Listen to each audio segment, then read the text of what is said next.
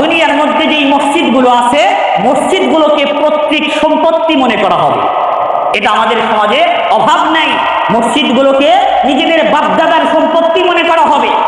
মনে করেন মসজিদে একটা জিনিস দিছে, মসজিদের প্রতিষ্ঠা ছিলেন তার বাপদাদা, অথবা জমি দিয়েছেন, অথবা বিশাল একটা ফাউন্ডারের কাজ তার বাপমা, অথবা আত্মীয় স্বজন, অথবা সেই দিয়েছে। কি করবে? এটার জের ধরে বলবে, এই আমগো মসজিদে তুই আসিস না, এই আমগো মসজিদে তুই কেন, এটা আমগো মসজিদ, এটা আমগো মসজিদ, আমগো সম্পদ। এই কথা দিয়ে ক্ষমতা প্রয়োগ করা হবে, মানুষকে কষ্ট দেওয়া হবে। এটা হলো আল্লাহর রাসূল বলেছেন কিয়ামতের ভয়ঙ্কর একটি আলামত। এটা আমাদের সমাজে নাই মনে হয়। আমি ইতিপূর্বে আলোচনা করেছি, মসজিদ এটা কার সম্পদ বলেন তো? মসজিদ কার সম্পদ? এটা আল্লাহর সম্পদ। যখন মসজিদে আপনি 1 টাকাও দান করেন, মসজিদে জমি দিয়েছেন, অথবা বড় একটা অ্যামাউন্ট মসজিদে দিয়েছেন, মসজিদের একটা জিনিস আপনি দিয়েছেন, এটা দেওয়ার সাথে সাথে এই সম্পদ কার হয়ে গেছে? আল্লাহ। এই সম্পদ আল্লাহর হয়ে গেছে। এই কারণে বলা হয় মসজিদের যিনি জমি দেন, যতটুকু জমি দেয়, এই জমির 7 জমির নিচ থেকে নিয়ে 7 আসমান পর্যন্ত পুরো জমিটাই মসজিদের নামে রেজিস্ট্রেশন হয়ে যায়, এটা আল্লাহর সম্পদ হয়ে যায়। এই সম্পদ আল্লাহ আপনার কাছ থেকে নিয়েছেন কেন? জান্নাতের বিনিময়। আপনি যখন মসজিদে কোনো কিছু দিবেন, এর বিনিময়ে আল্লাহ আপনাকে কি দিবেন? জান্নাত দিবেন, সওয়াব দিবেন। এখন আপনি মসজিদ আল্লাহর কাছে বিক্রি করে দিলেন, মসজিদে 1 টাকা 2 টাকা দান করে আপনি আল্লাহর কাছ থেকে বিনিময় হিসেবে সওয়াব নিয়ে নিলেন। এরপরে যদি দাবি করেন আমার আব্বা ওরা দিছেন, আমার আব্বা এটা দিছেন, টাইলস দিছি আমি, মাইক দিছি আমি, এইগুলো দাবি করলে কি সওয়াব থাকবে? থাকবে না।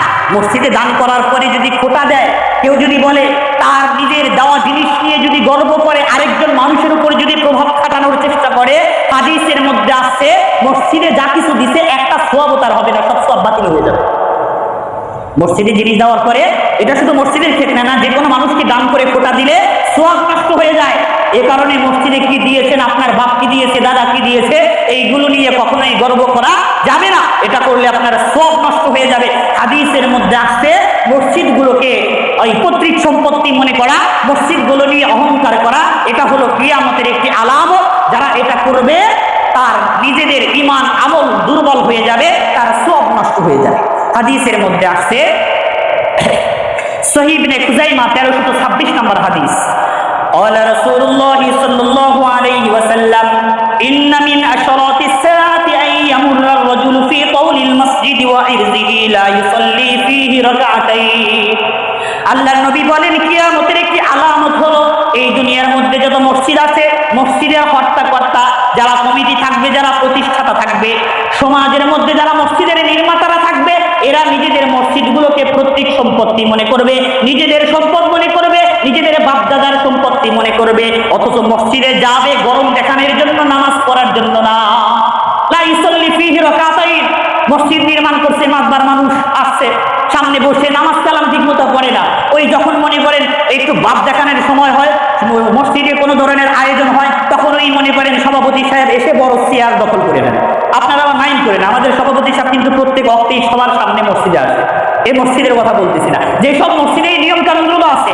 অনেক মসজিদের সভাপতি আছে ঘুষখোর, গাঁজাখোর, মদখোর, আছে না নাই? সেক্রেটারি, কেশিয়ার, অনেক মসজিদের এই কমিটির লোকেরা আছে যারা নামাজ কালাম করে না, বাপ দেখানোর জন্য কমিটির পদ দখল করে আছে। নামাজ রোজার জন্য মসজিদ করে নাই, মসজিদ করেছে গরম দেখানোর জন্য, আছে না নাই? এটা হলো কিয়ামতের একটি কি ভয়ঙ্কর আলামত। যারা মসজিদের হর্তাকর্তা আমরা হয়েছি, আমরা যেন কিয়ামতের আলামতের মাধ্যম না হই।